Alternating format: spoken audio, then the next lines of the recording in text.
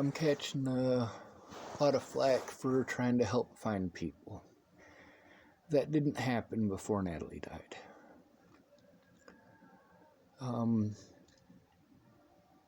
That's not going to stop me from speaking out. Selena Not Afraid is still missing.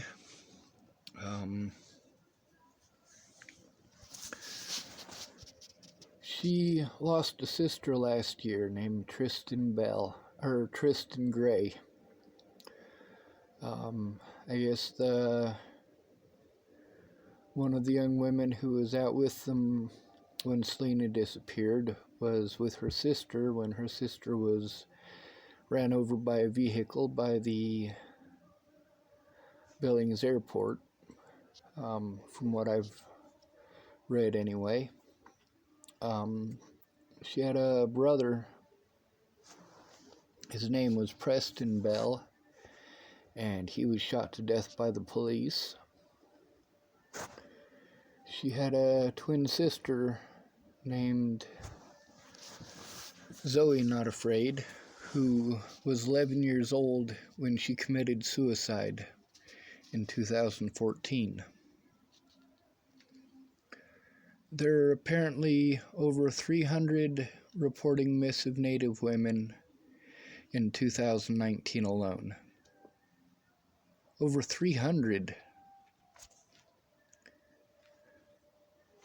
Are you guys not understanding how big of an issue this is?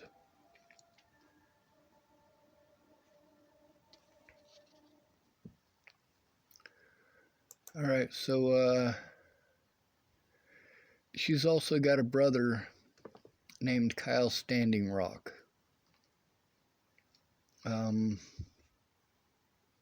He's still alive. There's a lot of this going on. I mean, when I made the video that I made last year, I think it was March 11th that I posted it. I was at Mary Lyon Show's trailer house there, and there's a lot of people there that let me know how messed up things were. People like Stacey King and Gilbert and Lila Mountain Sheep, John Nomi. There was a lot of people there that were telling me these stories about all these missing people in that area, and they weren't kidding. Over 300 missing Native women reported last year in Montana alone. I want you guys to think about that for a moment. This isn't like with Natalie, where she was found dead and her family got to know what happened to her pretty much immediately. Although they still have questions, and so do I. This is where a lot of people just end up disappearing for long periods of time. They just never find them. And some of them are human trafficked, some of them are runaways, and some of them are murder victims. This isn't a joke, people. And I know there's a lot of people who want to hate on me perpetually because of the lies that Alicia Bollinger told. Well, I never got a day in court with that, but that's not going to stop me from trying to fight for people who are going through the same thing. I'm not going to stop fighting for Selena Not Afraid. I'm not.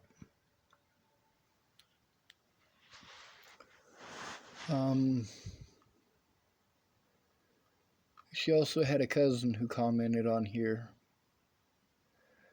Now, I do have to deal with a lot of people who are trolls who hate me and basically just do everything in their power to be as crappy human beings as possible to me at all points in time. But that's a good thing. It's those assholes that keep this stuff public. It's those assholes hating me so much that is gotten over 10,000 people to look at Selena Not Afraid's disappearance. This is important to me for a reason. On one of my videos, a woman named Shay J replied to some of the people that were being mean. She typed, the guy and his gun that killed Natalie have already been proven in court and prosecuted for it. That's right. His name is Joseph Michael Lopez, and he's in prison. He's serving 48 years for it. Also, her dad, Natalie's dad, his name is Ted Bollinger. He's currently in Kansas jail. Hopefully he gets a life sentence for all the things that he's done. Shay J also replied, because this person, Letitia Longknife, is asking, I'm personally curious as to know how you know what these killers are doing and where they go to dump people. Have you ever seen it happen? No, I haven't.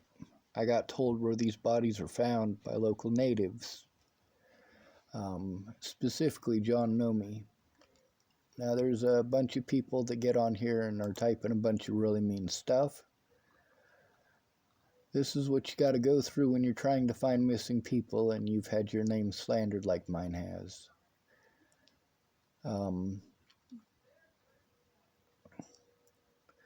She typed, Letitia, because law enforcement has said he is not in Montana. Those cases of people saying he tried to take them have been proven to be bogus. And yes, I am active with the SAR team and law enforcement officials in Hardin, Montana. SAR is search and rescue, by the way.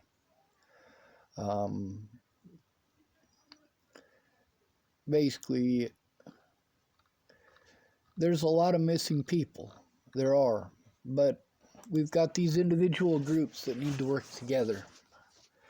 The Missing and Murdered Indigenous Peoples movement needs to get together with Black Lives Matters, and they need to work together to change the laws that allow this to happen. The jurisdictional crap that is going on there, I mean, it's a friggin' nightmare for them. And that jurisdictional nightmare has allowed multiple people to get away with murder, and that's not a joke. It's allowed multiple people to do whatever they want to these young women, and men in that area as well. I mean, how many people have you guys known that have gone missing? Now, if you're a native, you probably know more than most. And if you're homeless, you know a lot more than most. People just disappear. The easiest people to get away with murdering are the homeless. And a lot of these Native Americans in all sorts of locations across the U.S., they have the same stories. The same things are happening to them across the entire country. And the same thing happens to the homeless. And a lot of these natives have ended up homeless and been homeless. And something needs to be done.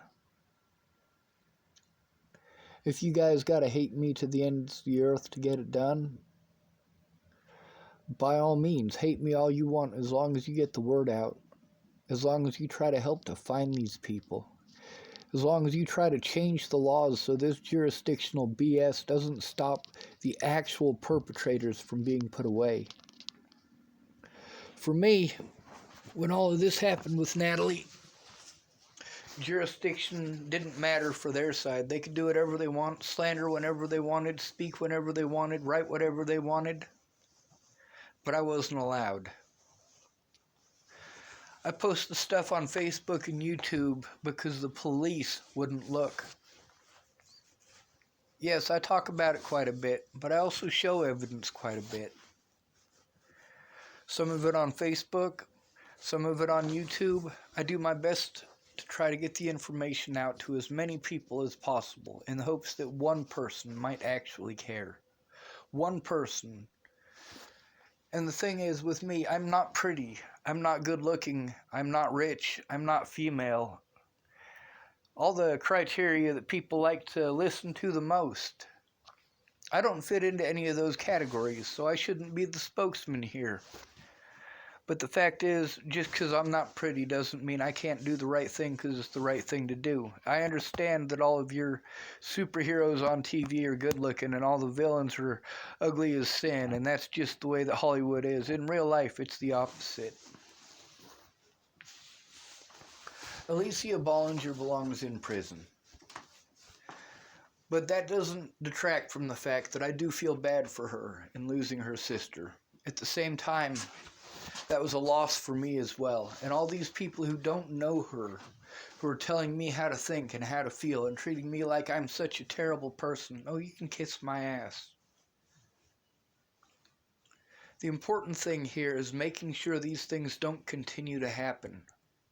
And if you're going to say, well, it's okay for them to do it to men, or it's okay to do it to white people, we have some major issues here. Because now you're being sexist. Now you're being racist. There are lots of homeless people that are men. There are lots of homeless people that are unattractive. There are lots of homeless people that are white. But there's also a lot of minorities who are homeless. There's also a lot of women who are homeless. There's a lot of children who are homeless. The only way to get it worse than a homeless person is to be a homeless minority.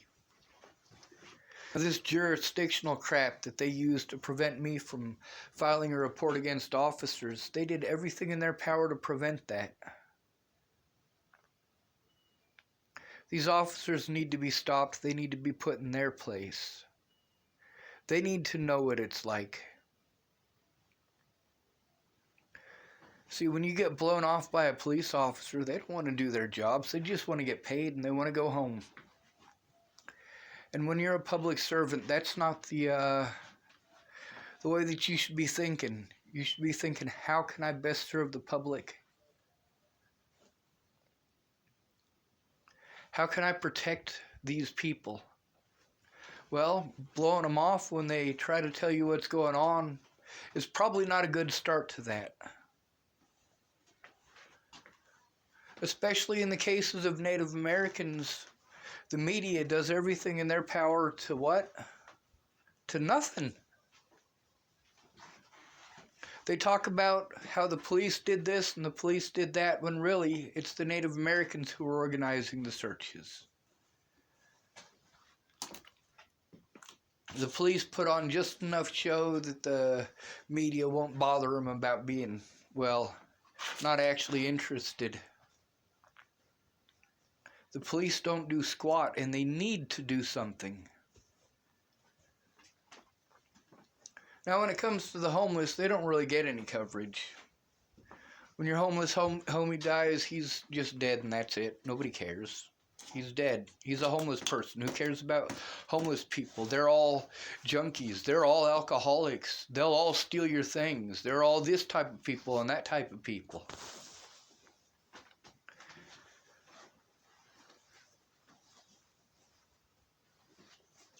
In reality, we're all on this earth together and we all need to stick together. If your excuse for not helping Native Americans is that they're all alcoholics, you're an asshole.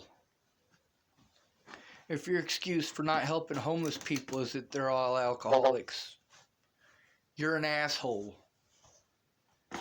And if your simple solution is for them to magically get a job, you got to take a look at all the roadblocks that they got to face to get there first. And there are a lot of them. When you're homeless, it's not like you can just, hey, I applied for a job, I'll get it today. No, you need to be able to find a place to shower, a place to change your clothes. You might need to get an ID, which is difficult to get.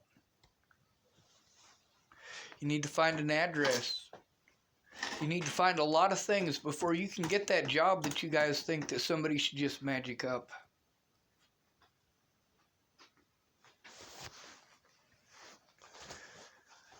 The natives across this country are familiar with the tactics that I'm talking about. The tactics that the police use. The fact that when you're beaten and you try to tell on them, the cops give you a choice between staying with your predator or you getting locked away because you told on them.